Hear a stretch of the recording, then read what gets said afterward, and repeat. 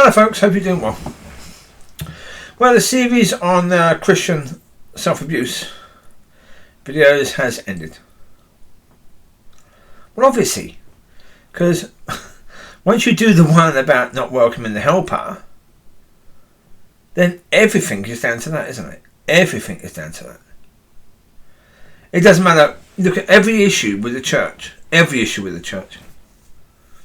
And you get that, not being led. Every issue with a person, not being led. Every issue in a marriage, not being led.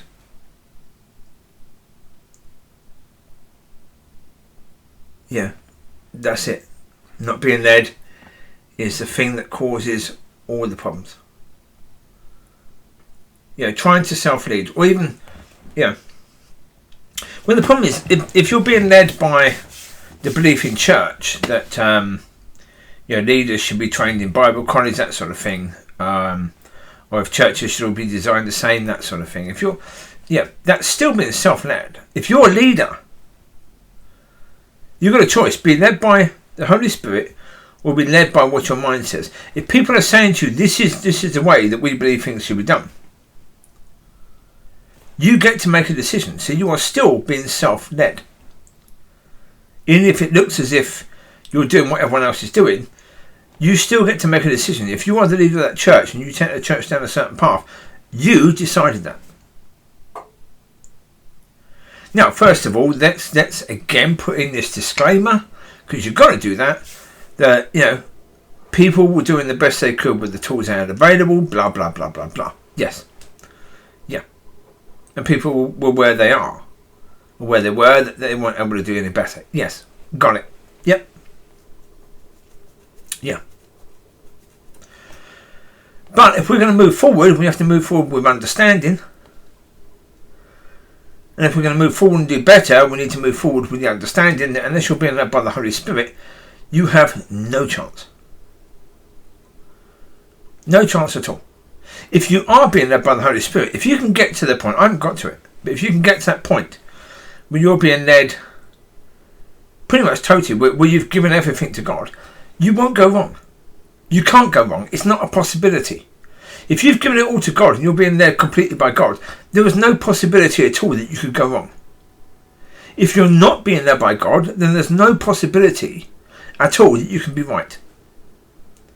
That you can end up, where you should be. If you're not being led by God. If you are choosing to be self-led, you cannot receive from God. Because you are of the world. Now, it's not saying that God can't keep an eye on you, and God can't, try to make sure that the worst consequences don't fall upon you, because, He still loves you, but He still loves everybody, and I think He'd probably be doing that for as many people as He possibly can, depends on where they are in their lives and whether they can receive that, But He knows exactly what they're able to receive, and I think He's blessing people that are not His. Or that are not, who don't recognise themselves as His. But the point of it is, on Tuesday, Dave said to me about revival. Well, because I was talking about what God's doing next, and he said, "What do you mean revival?" I said, "No, there won't be a revival. The way that people believe it, that won't be the case. Like what we saw in places like Toronto. You won't see that. You won't see the Spirit of God moving through churches to revive those churches. I don't think that's the way it's going to happen. Although what is going to happen will be similar to that, but to bring about something completely different. But the reality is, if you're not being led by the Holy Spirit, you won't walk in it. I said that in the last one. You can't go through Yeshua.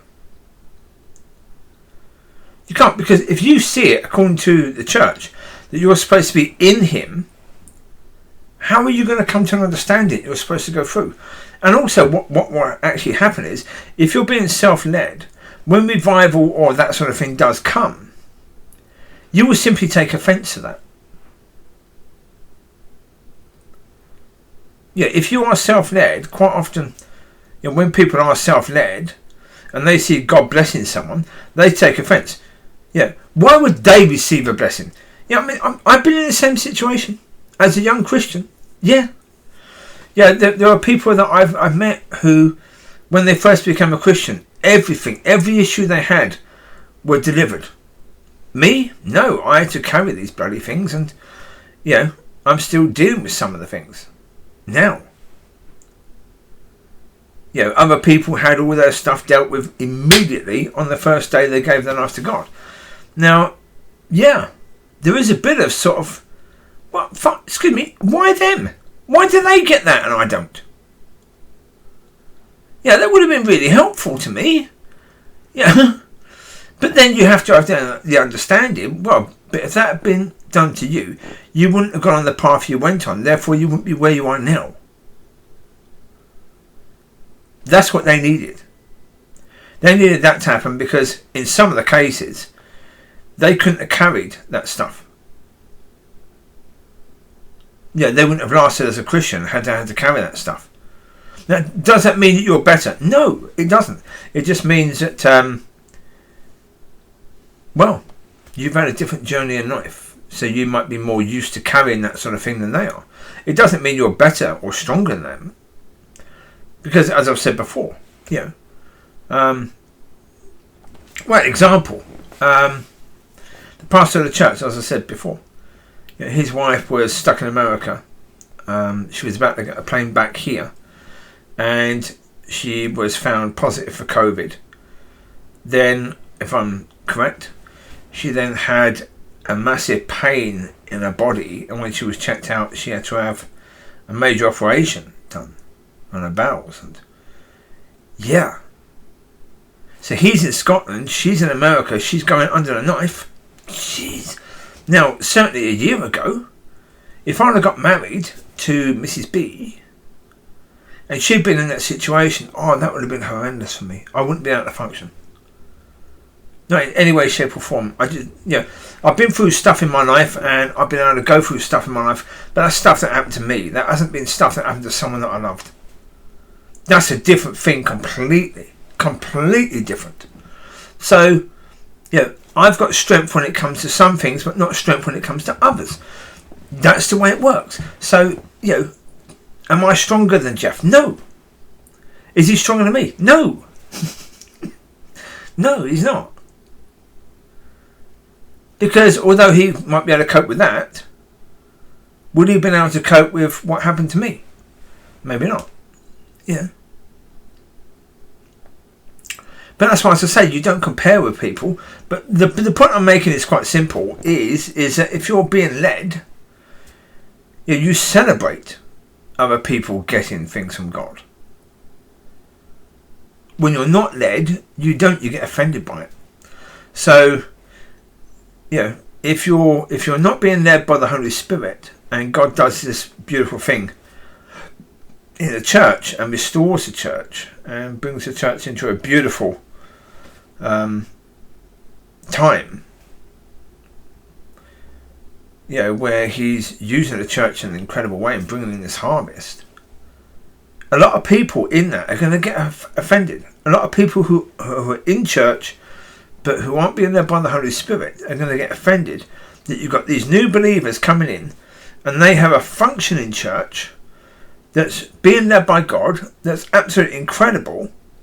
Well, of course, if you're in your 70s and you have most of your years in a church that was basically dead spiritually, and you're not being led by God, you're going to get offended by that, aren't you?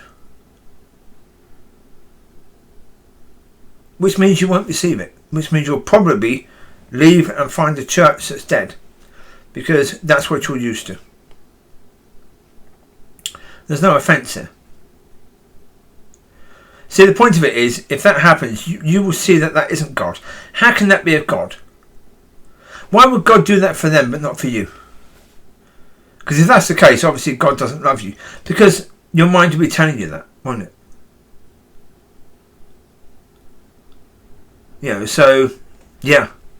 If you want to receive what God is doing next, you have to be led. You have to be led. I mean, I've been speaking about the importance of being led for about 5 years now. You know, that being the most important thing. I've been speaking about that for a long time because it is so incredibly important. Really is. I mean, as I say, to me, I don't think we can achieve anything or, you know, rise to any level. Certainly, I've been talking about raising the bar. You can't. Unless you're being led, you can't raise the bar. I've talked about the fact, to me, you know, being used by God to bless people and bless people in the church and to help them to get to where they need to get to. And I've expressed quite clearly that there is no way, shape or form I can do that unless I'm being led.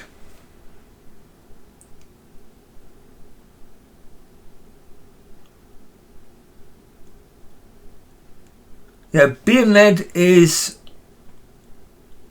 it's like breathing. To a Christian, being led is breathing. Being led by the helper, being led by God, is breathing. If you're not led, then spiritually you're dead. I know that rhymes, I'm not trying to rhyme, but it is true. If you're not led, then spiritually you are dead.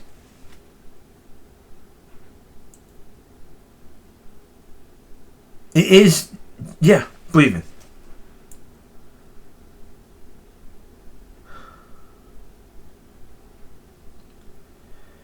So be led. Be led. If you want life in the future, if you want life with God, if you want relationship with God in the future, be led. It's the only possible way that you're going to get there. That's the reality. You won't get there in any other way. Yet look at what has happened. Look at the history of the church. Certainly look at the time that you have been in the church, and look at it, and look at how things have gone. And, well, basically, let me put it another way. Part of the reason why I got offended on Sunday by what was going on is that you had people clapping the man who brought the word so badly. People were clapping him. They were clapping him because they love him, because they know him, and they were trying to encourage him because they love him and know him. The problem is that there was evidence that he wasn't being led by the Holy Spirit there. Now, to me, that shows that he's in danger. He's definitely in danger. And whether he's spiritually dead, I don't know. Whether he just wasn't being led by the Holy Spirit on that moment, I don't know. Or during that time that he was preparing that, I don't know. I can't say anything to that yet because I don't know him well enough. But I do know that what he performed on, what he presented on Sunday, showed that there's an issue there. Showed that he's in danger. Why the fucking hell are you clapping?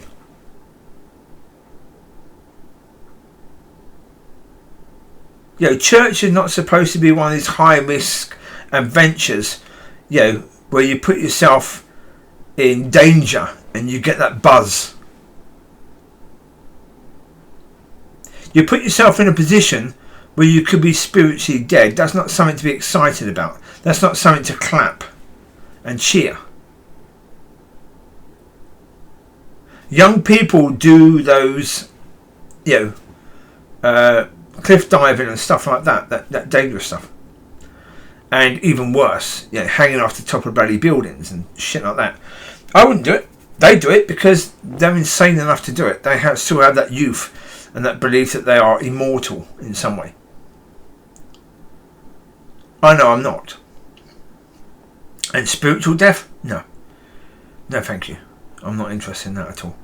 And as I said to this person just on Tuesday gone,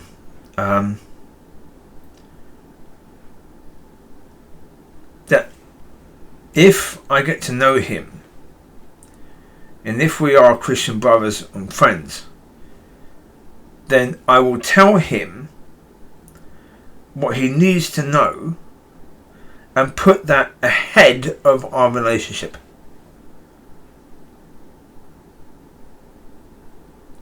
And I'm not sure if he really understood what I was saying.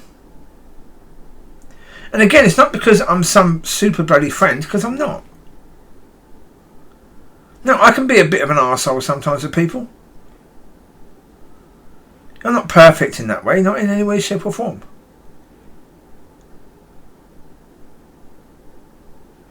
But when I see someone putting themselves in danger, I was in danger before, and nobody helped me to avoid that. People knew that I was in danger and didn't help me. They saw the warning signs. They knew that there was something going on that wasn't good, but they didn't help me. They didn't try to help me to stay out of that. Yeah.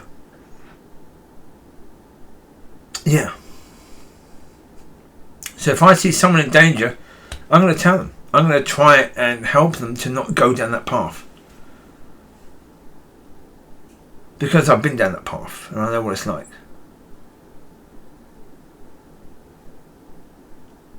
Yeah, but it's not because I'm some super friend. It's just because I've been down there and I don't want to see them go down the same path. Yeah. I'd rather lose them as a friend than see them go down that path with me not doing anything about it. So in many ways it's quite selfish. But it is. I don't want to see them going down the same path or a similar path than what I went through. So, because that's painful for me to watch someone go through that. It would obviously be painful to watch someone go through that. And I'd rather not go through that myself. And you can see it in that way if you wish. But be led. Be led or be dead. That's the reality. Because it is. That is the reality spiritually. Be led by God or be dead. Go back to the world. You might as well. You take care. God bless. I'll speak to you soon. Bye bye.